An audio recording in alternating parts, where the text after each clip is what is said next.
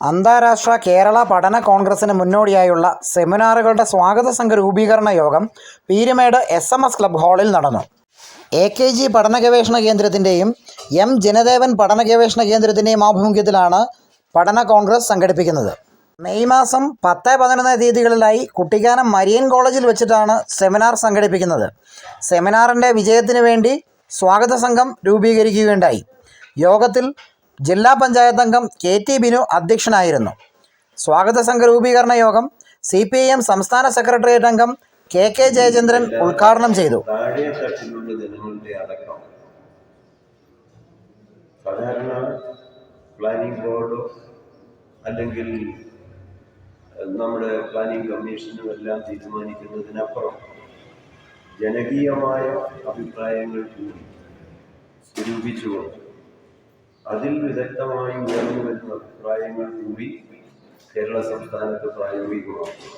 അതാണ് ഈ പഠന കോൺഗ്രസിലൂടെ ചെയ്തുകൊണ്ടിരിക്കുന്നത്. ഇതുവരെ നമ്മൾ കേരളത്തിൽ നടപ്പാക്കിയിട്ടുള്ളത്, പ്രത്യേകിച്ച് 1994 ഒന്നാം പഠന കോൺഗ്രസ് നടക്കുന്ന കാലം മുതൽ ഇത് വളരെ പ്രസക്തമാണ്.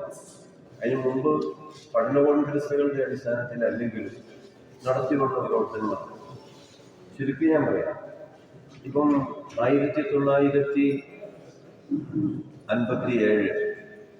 ഏപ്രിൽ മാസം 5-ാം തീയതി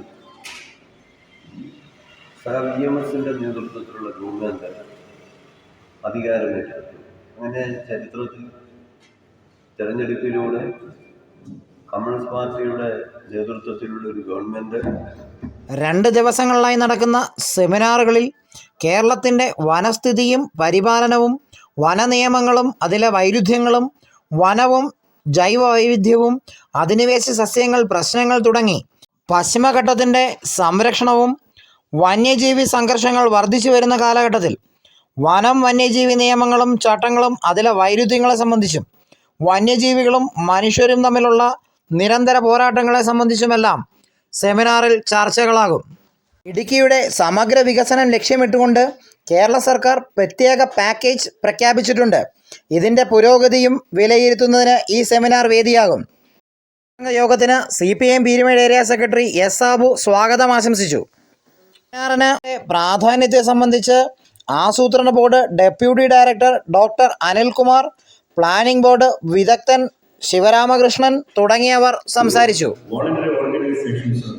വിവിധ രാഷ്ട്രീയ പ്രവർത്തനങ്ങളിലുള്ള അങ്ങനെ എല്ലാ മേഖലകളിലുമുള്ള വിദഗ്ധരുടെയും ചർച്ചകളുടെ അടിസ്ഥാനത്തിലാണ് ഈ അക്കാഡമിക് സെഷൻ നടക്കുന്നത്.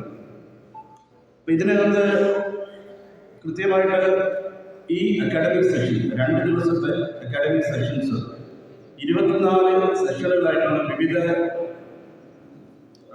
ടൈറ്റിലുകളായിട്ട് വിവിധ തലക്കെട്ടുകളിലായിട്ട് 24 സെഷനുകളായിട്ടാണ് ഇപ്പം ഒരു ഡ്രാഫ്റ്റ് എന്നുള്ള രീതിയിൽ മുന്നോട്ട് വെച്ചിരിക്കുന്നത്.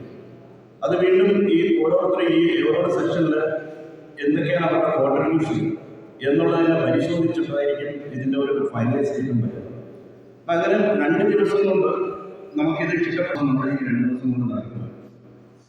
ഇതിൻ്റെ ഭാഗമായിട്ടാണ് എല്ലാവരും ഇതിനകത്ത് ഈ വിഷയങ്ങളിൽ സംഭാവന നൽകാൻ താല്പര്യമുണ്ട്.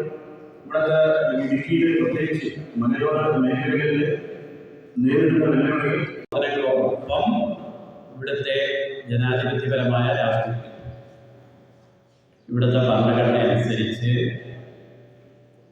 അത് കൈവരിക്കുന്നതിന് മുമ്പ് നമുക്ക് അത്യാവശ്യമുള്ള ഒട്ടേറെ കാര്യങ്ങളുണ്ട്. വിദ്യാഭ്യാസ കാര്യങ്ങളായാലും ഭക്ഷണമായാലും പഠനമായാലും ഭാവി നമ്മൾ ജീവിക്കുന്ന ഈ കാലഘട്ടത്തിൽ വരുന്ന CPIM സംസ്ഥാന സെക്രട്ടേറിയറ്റ് അംഗം KK ജയചന്ദ്രൻ, CPIM സംസ്ഥാന കമ്മിറ്റി അംഗം KP മേരി, CPIM ഇടുക്കി ജില്ലാ കമ്മിറ്റി അംഗം MM മണി MLA തുടങ്ങിയവർ രക്ഷാധികാരികളായും CPIM ഇടുക്കി ജില്ലാ സെക്രട്ടേറിയറ്റ് അംഗം R തിലകൻ ജനറൽ കൺവീനറുമായി ഈ 51 അംഗ എക്സിക്യൂട്ടീവ് കമ്മിറ്റിയെയും 251 അംഗ ജനറൽ കമ്മിറ്റിയെയും തിരഞ്ഞെടുത്തു.